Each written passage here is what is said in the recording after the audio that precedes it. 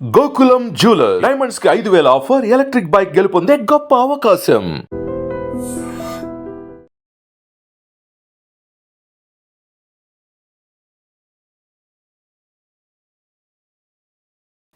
నమస్తే, welcome to I dream social spotlight with కవిత.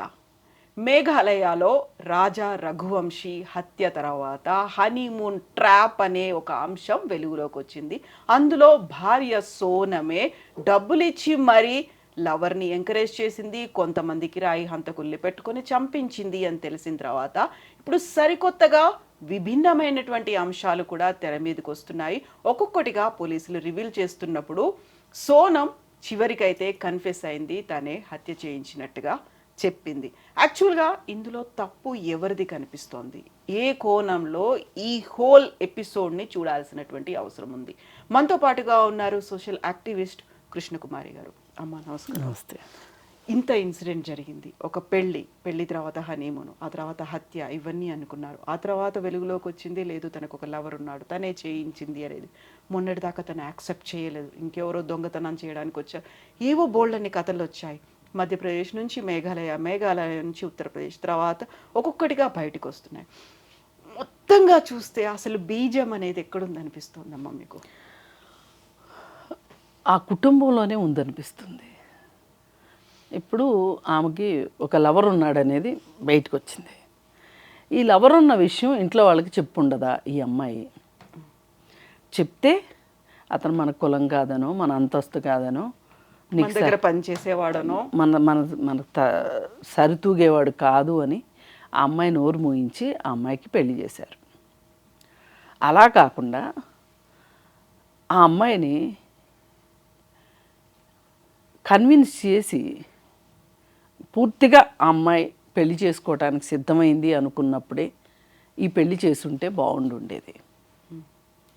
ఇప్పుడు కొంత టైం ఇవ్వాలండి రెండో వాళ్ళకి కూడా, ఆలోచించుకుంటారు.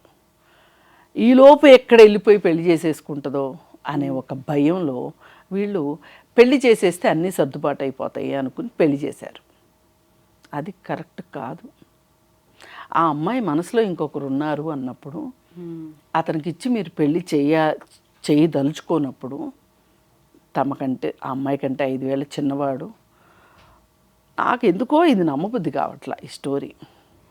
ఇంకెవరో ఉన్నారు లవరు, ఇంకెవరి కోసమో ఈ అమ్మాయి ఇతన్ని అడ్డం పెట్టుకొని ఈ సఫారీ గ్యాంగ్ ఇదంతా పెట్టి చేసింది అనిపిస్తుంది. ఈ అమ్మాయి అయినా అంత తెలివి తక్కువదా? తనకంటే 5 సంవత్సరాలు చిన్న, వాళ్ళ ఫ్యాక్టరీలో పనిచేసే ఒక 4th క్లాస్ ఎంప్లాయీని పెళ్ళి ఎందుకు చేసుకుందాం అనుకుంటుంది? ఇంకెవరో ఉన్నారు. అయితే ఇతని ద్వారా ఇది చేసేసి ఇది అసలు బయటికే రానప్పుడు అతను లేడు అనేది ఎస్టాబ్లిష్ అయిన తర్వాత ఇంక ఇంట్లో వాళ్ళు అయ్యో ఒక పెళ్లి చేస్తే వాడు పోయాడు, ఎటు పోయాడు అని అప్పుడు ఈ అమ్మాయికి ఇష్టమైన వాడికి ఇచ్చి పెళ్లి చేస్తారని ఈ అమ్మాయి స్కామ్ థింక్ చేసింది. ఒక ప్లాన్. ఇది సినిమా స్క్రిప్ట్ కాదు, వెబ్ సిరీస్ స్క్రిప్ట్ అంతకంటే కాదు. ఇది జీవితం స్క్రిప్ట్ కాదు. ఎప్పుడైనా గుర్తుపెట్టుకోవాలి. చాలామంది దేవుడి స్క్రిప్ట్ అంటారు, నేను దాని జోలికి వెళ్ళను. కానీ మనం రాసుకునే స్క్రిప్ట్ మట్టుకు జీవితం కాదు. మనం అనుకున్నట్లు ఏదీ జరగదు అని నేను నెగిటివ్గా మాట్లాడుతున్నానని కాదు. ఇప్పుడు ఇది ఇలానే జరుగుతుంది అనుకుంటానికి 3 MC² ఉంది కదా, అదే అలా కాదు. ఇప్పుడు మనం ఒక ప్లాన్ చేసుకుంటాం, ఎవ్రీడే ప్లాన్ చేసుకుంటాం, షెడ్యూల్స్ పెట్టుకుంటాం. ప్రతిరోజు షెడ్యూల్ ప్రకారమే జరుగుతుందా చెప్పండి? జరగదు. సడన్గా ఇంట్లో ఎవరికో పెద్దవాళ్ళకి బాగోకపోవచ్చు, పిల్లలకు బాగోకపోవచ్చు, ఆగిపోమా? అలాగే మనం ఒక ప్లాన్ వేసుకుంటే ఆ ప్లాన్ ప్రకారం సజావుగా జరిగిపోద్ది అనుకోవటానికి, పోనీ అది ఏమన్నా ఒక మంచి విషయం అయితే గుడ్ విషెస్కి ఎప్పుడు కూడా ప్రకృతి కూడా సహకరిస్తుంది అంటారు. ఈవిల్ విషెస్కి ప్రకృతి సహకరించదు. ఇది అర్థం చేసుకోవాలి ఎవరైనా. ఒకవేళ సహకరించినట్టు కనిపించినా తాత్కాలికమే. ఉమ్. ప్రకృతి కూడా సహకరించదు, సమాజం హర్షించదు. ముందు అన్నిటికీ మించి ఏదో ఒక రోజు నువ్వు చేసిన దానికి నువ్వే రీథింకింగ్లో పిచ్చిదాని అయిపోతావు. ఇంత దారుణం చేసేది. అబ్బాయి ఏం చేశాడు అసలు? నీ జీవితంలో అతనికి ఎన్ని రోజుల పాత్ర? ఇంత తక్కువ పీరియడ్కి ఇంత పెద్ద పనిష్మెంట్ కావాలి అతనికి. అందుకోసం అసలు ఆ ఇంట్లో జరిగిన స్టోరీలన్నీ ఆ ఇంట్లో వాళ్ళు బయట పెడితే కానీ దీనికి స్టోరీ మొత్తం బయటికి రాదు. లేదు అనుకుంటే మొత్తం సోనమన్న పోసగుచ్చినట్టు స్టోరీ చెప్తే కానీ. ఇప్పటికైతే నేనే చేశాను అనేది చెప్పింది. మొదట్లో అయితే అది కూడా లేదు. ఇంట్లో వాళ్ళు కూడా మా అమ్మాయి అమాయకురాలు, అసలు అబ్బా నోట్లో ఏలు పెడితే కొరకదు అన్నట్టు చెప్పారు. వాళ్ళ తమ్ముడైతే మా సిస్టర్ భయాందోళనలో ఉంది అని చెప్పాడు. ఇంత ఘాతుకం చేశాక భయాందోళనలోగా ఎలా ఉంటుంది? ఆనంద తాండవం చేస్తుందా? ఏం ఘనకార్యం చేశానని? ఈ అమ్మాయి మనస్తత్వం ఏదైతే ఉందో ఇది ఒక్క రోజులో వచ్చింది కాదు. ఈ అమ్మాయికి మొదటి నుంచి తను అనుకున్న మాట సాగించుకుని మొండి పెంకి ఉన్న అమ్మాయి అయి ఉండాలి ఖచ్చితంగా. లేకపోతే ఇలా చేయరండి. ఇంత కోల్డ్ బ్లడెడ్గా ప్రీ వెడ్డింగ్ షూస్లో కూడా నువ్వు చక్కగా డాన్స్లు వేస్తేవి, పెళ్ళి చేసుకున్నావు, పెళ్ళైపోయింది, హనీమూన్కి తీసుకెళ్ళావు, అంతా ఎక్కువ ఈ అమ్మాయి పాత్ర కనిపిస్తుంది. మీరు గమనిస్తే చూడండి, ఫ్లైట్ టికెట్లు బుక్ చేసింది, ఓన్లీ వెళ్ళటానికే బుక్ చేసింది. అంటే ఎంత డిసైడ్ అయిందో చూడండి. వెళ్ళింది, అక్కడికి వెళ్దాం, ఇక్కడికి వెళ్దాం, ఈ గుడికి వెళ్దాం, ఆ గుడికి వెళ్దాం, ఆఖరికి కామాఖ్య టెంపుల్ దగ్గరికి వెళ్ళి పూజలు చేసిన తర్వాత మన ఇద్దరం ఒకటవుదామని చెప్పింది. వాటన్నిటికీ గౌరవం ఇచ్చాడు కదా ఆ రఘువంశీ. రఘువంశీ గౌరవం ఇచ్చాడా? ఈ అమ్మాయి ఇంత స్ట్రాంగ్గా డిసైడ్ అయిన తర్వాత, అదేదో సినిమాలో ఒక భార్య అంటది భర్తతోటి, నువ్వు ఎక్కువ తక్కువ నా జోలికి వచ్చావంటే రేపు పొద్దున్నే ఇచ్చే కాఫీలు ఎలుకల మందు కలుపుతానంటది. అట్లా ఒక ఇంట్లో ఇద్దరు ఒక చోట కలిసి ఉండేటప్పుడు ఇద్దరికీ అవకాశం ఉంటుంది రెండో వాళ్ళని ఏమన్నా చేయటానికి. అది పెద్ద విషయం కాదు. అసలు ఆ అమ్మాయి అలా డిసైడ్ అవ్వడమే తప్పు. అదే ప్రమాదకరం. ఆ మనస్తత్వమే ప్రమాదకరం. ఇది ఒకరోజు వచ్చిన మనస్తత్వం అయితే కాదు. ఆ అమ్మాయి మొదటి నుంచి కూడా తన ఆనందాన్ని వెతుక్కునే విషయంలో ఎవరు అడ్డొచ్చినా సరే తొక్కుకుంటా, తోసుకుంటా, తన్నుకుంటా వెళ్ళిపోతూ తనకేం కావాలో అది చూసుకునే రకం. లేకపోతే ఇట్లా చేయరండి. ఏముంది, సరే ఎఫ్ఐఆర్ ఉంది, అతనితో పెళ్ళి అవ్వదని అర్థమైంది, ఈ పెళ్లి చేసేసుకుని ఇతనితో సరిగా ఉండే ఆడవాళ్ళు చాలామంది ఉన్నారు. ఎవరికి అసలు ఏ ఫ్లాష్ బ్యాక్ స్టోరీ లేకుండా మనుషులు ఉంటారా? పెళ్ళికి ముందు 1 అబార్షన్లు అయ్యి, అంటే కావాలని చేయించుకుని ఆ పెళ్ళి అవ్వదు అని అర్థమైన తర్వాత పెళ్ళిళ్ళు చేసుకున్న వాళ్ళని నేను చాలామందిని చూశాను. అంటే ఎప్పుడో ఓసారి వాళ్ళ కన్ఫెషన్ స్టోరీస్లో చెప్తారు, అది కాకపోతే మాట వరుసకైనా చెప్తారు. అలా అంటే నేను అడ్జస్ట్ అవ్వమని నేను చెప్పట్లే, జీవితం ఇది. ఇంకొక వ్యక్తి నా జీవితంలోకి వచ్చారు, నేను ఈ జీవితానికి న్యాయం చేయాలా అక్కర్లేదా అనే ఒక ఇంగిత జ్ఞానం పనిచేస్తున్నట్లయితే ఆ అమ్మాయికి ఇలా చేసి ఉండేదిగా. ఇప్పుడు తనకు ఉన్నటువంటి అభిప్రాయాలు, తను పెట్టినటువంటి కండిషన్స్ను రాజా రఘువంశీ అయితే యాక్సెప్ట్ చేస్తూనే వచ్చాడు. అదే సమయంలో కనుక ఈమెకు ఒకవేళ బ్యాక్గ్రౌండ్ ఉంది, ఒక లవర్ ఉన్నాడు, ఒక ప్రేమ లవ్ స్టోరీ ఉంది అనుకుంటే అబ్బాయికి చెప్పుంటే క్లియర్ అయిపోయేది కదా. ఇన్ని కండిషన్స్ పెట్టినప్పుడు యాక్సెప్ట్ చేశాడు, అదే పర్సన్కి ఆ దిశగా అలా పాజిటివ్గా ఆలోచించలేకపోయిందే. లేదు, ఈ అమ్మాయి ఇలానే వర్కౌట్ అవుతుంది అనుకుంది, ఇలాగే చెయ్యాలి అని డిసైడ్ అయింది. కొన్ని డైలాగులు ఉంటాయి కదా, నేను డిసైడ్ అయితే అంతే, నన్ను డిసైడ్ అయ్యేదాకా మీరు చేయకండి, నేను డిసైడ్ అయితే మటుకు ఇంకంతే. ఆ టైప్లో ఉంది ఈ అమ్మాయి మనస్తత్వం అండి. పరిణామాలు ఏం జరగబోతున్నాయని ఊహించకుండా, ఆలోచించకుండా, వాళ్ళకి కావాల్సిన దాని గురించే ఆలోచించి దానికోసమే ప్లాన్లు వేసే వాళ్ళ మనస్తత్వం ఇలాగే ఉంటుంది. నేను అనొద్దు కానీ ఇప్పుడు ఈ జనరేషన్లో అస్సలు దూరం ఆలోచించట్లేదు. బాగున్న వాళ్ళు ఎంత బాగుంటున్నారో, జీవితాలను ఎంత బాగా ప్లాన్ చేసుకుంటున్నారో, మంచిగా చదువుకోవటము, మంచిగా ఉద్యోగం తెచ్చుకొచ్చుకోవటము, మనకి సామర్థ్యం లేదులే అనుకుంటే పెద్దవాళ్ళు కుదిర్చిన పెళ్లి చేసుకోవటము, లేకపోతే ఇష్టపడిన వాళ్ళని పెళ్లి చేసుకోవడము. ఇవాళ అసలు కొంతమంది సక్సెస్ఫుల్ పిల్లలు ఎంత అసలు సంబంధం లేకుండా, దేశాలతో సంబంధం లేకుండా పెళ్ళిళ్ళు చేసుకుంటున్నారు, రాష్ట్రాలకు సంబంధం లేకుండా, కెరియర్లు ఒకదాంతో ఒకటి సంబంధం లేకుండా పెళ్ళిళ్ళు చేసుకుంటున్నారు. ఎంత బాగా జీవితాలను ప్లాన్ చేసుకుంటున్నారు. కానీ కొంతమంది ఎంత దారుణంగా జీవితాలను చేసుకోవాలో అంత మన చేతుల్లో ఉంటుందండి, అవునన్నా కాదన్నా. ఒకవేళ కొంచెం మధ్యలో ఇటు అటు అయినా కానీ చేతులకు తెచ్చుకోగలిగి మన సమస్యను మనం పరిష్కారం చేసుకోగలిగేంత సమస్యలను మాత్రమే సృష్టించుకోవడం ఒక art. Life is art. Art లేని వాళ్ళే ఇలా ఏడుస్తారు. ఒక పెళ్ళికి ముందు ఒక ప్రేమ కథ ఉండటం పెద్ద తప్ప, నేరమా అది? ఒక లవ్ స్టోరీ ఉండటం నేరమా? ఉంది, కాలం కలిసి రాలేదు, మనం ఇంట్లో వాళ్ళని ఒప్పించలేకపోయాము, ఇంట్లో వాళ్ళ కోసం పెళ్లి చేసుకున్నాము, ఈ పెళ్ళికి న్యాయం చేద్దాం అనుకోవచ్చు కదా. అంటే ఏ సమస్య వచ్చినా సరే, ఏ పరిస్థితి ఎదురైనా సరే దానిని ఎదుర్కోవాలి అనే మనస్తత్వం ఉన్నవాళ్ళు ఇలా చెయ్యరు. ఒక లైఫ్ కాదు, 2 కుటుంబాలు కూడా స్పాయిల్ అయిపోయాయి ఇక్కడ మీరు పొరపాటు పడుతున్నారు. 2 కుటుంబాలు కాదు, ఆ 4 కుటుంబాలు. లవరు, 3 సహాయం అందించిన వాళ్ళ చంపే వాళ్ళు సఫారీయే తీసుకుని ఉండొచ్చు, వాళ్ళ కుటుంబాలు ఉండవా? వాళ్ళు చేసింది కూడా తప్పే కావచ్చు, అయినా కుటుంబ సభ్యులు ఉన్నారుగా.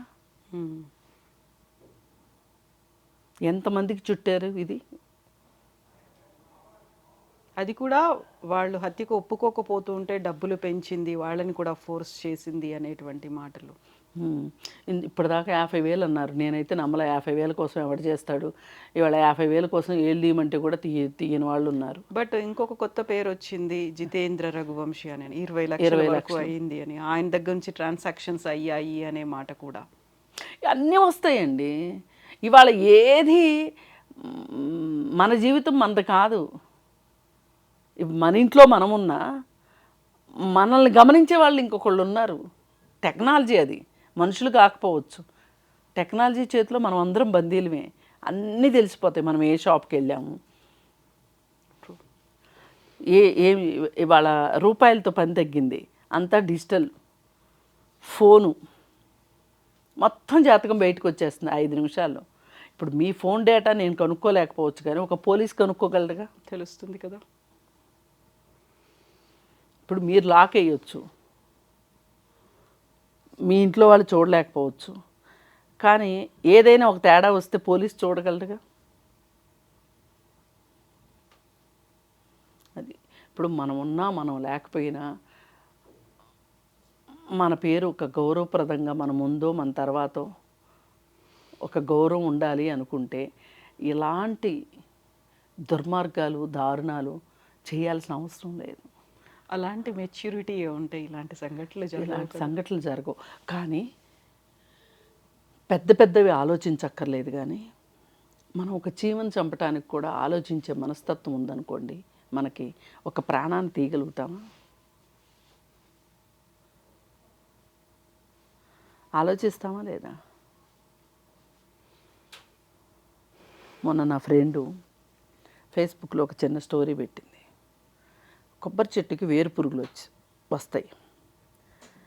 వేరు పురుగులు వస్తే ఆ వేరు పురుగులను చంపే ప్రాసెస్లో దానిలో ఇంకేదో జీవి దొరికింది ఆ చెట్లో.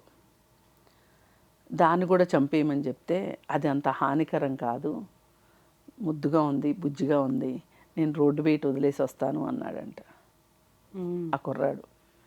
ఆ కుర్రాడు చదువుకున్న కుర్రాడు కూడా కాదు, జస్ట్ ITI పాస్ అయ్యాడు. ఈ ఈ చెట్లకు మందులు కొట్టేది ఏదో నేర్చుకున్నాడు, ఎక్స్ట్రా స్కిల్. ఎంత ఆలోచించాడు చెప్పండి. అంటే ఇప్పుడు అతనికి ఓ పెద్ద ఉద్యోగం, ఓ పెద్ద జీ జీవితం ఉందనుకోండి, ఈ చిన్న పని కోసం అయితే రాడు కదా. ఈ చిన్న పనికి వచ్చేవాడికి కూడా ఎంత పెద్ద మనసు ఉంది, ఆలోచన ఉంది. ఒక జీవిని అనవసరంగా చంపొద్దు. ఇప్పుడు ఈ వేరుపురుగు ఈ చెట్టుని ఇబ్బంది పెడుతుంది కాబట్టి వేరుపురుగుని చంపాం. ఇబ్బంది లేని ఒక జీవిని చంపాల్సిన అవసరం ఏంటి, దొరికింది కదా అని. ఒక చిన్న ఎలుక పిల్ల అంటే ఇప్పుడు గుర్తొచ్చింది నాకు, చూస్తే ముద్దుగా ఉంది, ఎక్కడో రోడ్ బయట వదిలేసి వచ్చాడు. ఇంతే. ఈ మనస్తత్వం ఉంటే ఒక మనిషిని చెబుతారా చెప్పండి. అక్కడ ఈమెకే కాదు, ఆ నలుగురికి లేదా మనస్తత్వం. ఆ నలుగురికి ఏం కావాలి, ఆ డబ్బు కావాలి విలాసాల కోసం. ఈవిడికి ఏం కావాలి, ఈమె కోరుకున్న జీవితం కోసం వీడు చచ్చిపోయినా పర్వాలేదు అనుకుంది, చంపాలనుకుంది. ఇది అందుకని పిల్లల్ని పెంచే విషయంలో వాళ్ళు పెద్ద పెద్ద శాస్త్రవేత్తలు అవ్వక్కర్లేదు, అమెజాన్లోనో లేకపోతే ఇంకెక్కడో గూగుల్లోనో ఉద్యోగాలు చేయక్కర్లేదు. కనీసం మనుషులుగా పెంచండి తల్లిదండ్రులు. అది చేస్తే వాళ్ళు కనీసం పక్క మనిషికి అపకారం చేయకుండా ఉంటారు. ఇది ఇలాంటి స్టోరీలు మనకి ఇది నేర్పిస్తాయి. చూసి నేర్చుకున్నామా, విని వదిలేసామా, అంతే. ఒక్క ప్రాణాన్ని తీసే హక్కు మట్టుకు ఎవ్వరికీ లేదు. అది ఎంతో ఖర్చుతో జరిగింది ఈ పెళ్ళి, ఆడంబరంగా బాజా భజంత్రీలతోటి. ఎన్ని పట్టుబట్టలు కొన్నారు, ఎన్ని నగలు చేయించారు, ఎంతమందికి భోజనాలు పెట్టారు, ఎన్ని ప్రీ వెడ్డింగ్ షూట్స్ చేశారు. నాకు తెలిసి ఆ పెళ్లి జరిగిన విధానానికి ఒక 5 లక్షలు కెమెరా వాళ్ళకే ఇచ్చుంటారు. పెళ్లి ఫోటోలు ఎంత ఆడంబరంగా చేసి ఉంటారు. ఇవాళ అమ్మాయి చేతి గోరింటాకు కూడా పోలేదు కదా పూర్తిగా. ఎలా ఒక నేరం చేయాలనిపించింది. ఒక మనిషి చచ్చిపోతే దాన్ని ఎలా జీర్ణించుకుందాం అనిపించింది. రోడ్డు మీద ఏదైనా యాక్సిడెంట్ అయితేనే మనకు చూస్తే మనకి పదే గుర్తొస్తుంది కదా. నాకు ఈ రోజుకి ఓ చిన్న పాప చనిపోయింది. పంజగుట్ట వెళ్ళే దారిలో కారులో వెళ్తోంది. ఆ టీజీఐలో మైనర్ మందు తాగి కారు నడిపితే ఒక కుటుంబం నాశనం అయిపోయింది. వాళ్ళు ఎవరో నాకు తెలియదు. ఆ రోడ్లోకి వెళ్తుంటే చాలు నాకు ఆ పాప గుర్తొస్తుంది. Rash driving. ఆ చిన్న పాప ఎంత ముద్దుగా ఉంది. ఆ పాప చనిపోయింది. ఆ పాప బాబాయ్ చనిపోయాడు. ఆ పాప తాత చనిపోయాడు. అంటే నేను ఇవన్నీ ఎందుకు చెప్తున్నానంటే, ఒక ప్రాణానికి చాలా విలువ ఉంది. అది ఆ చిన్న విషయం ఆ అమ్మాయికి అర్థమయ్యి ఉంటే ఎంత పెద్ద నిర్ణయం తీసుకునేది కాదు. ఇలాంటి విపరీత మనస్తత్వం ఉండేది కాదు.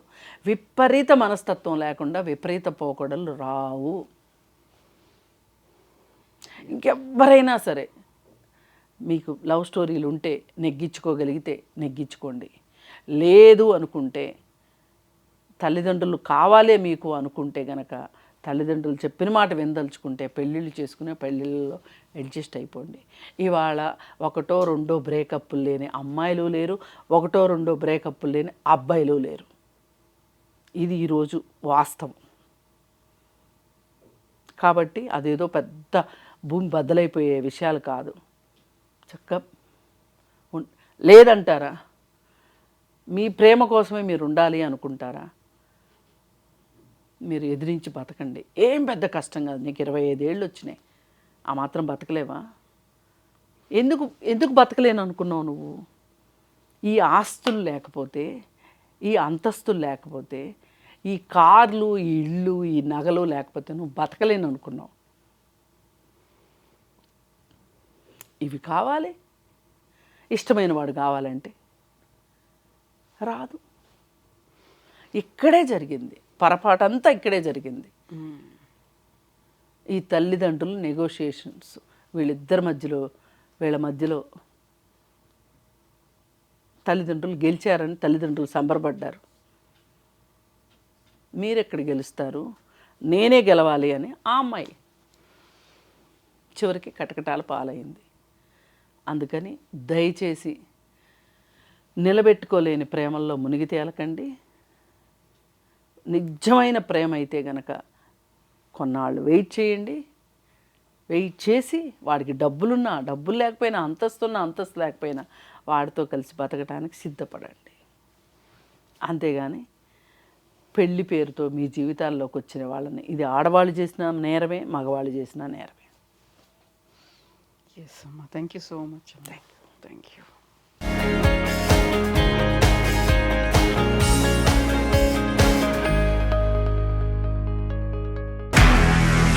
నిజంగా ప్రస్తుతం ఉన్నటువంటి సమాజం దేనికి ప్రయారిటీ ఇస్తుంది?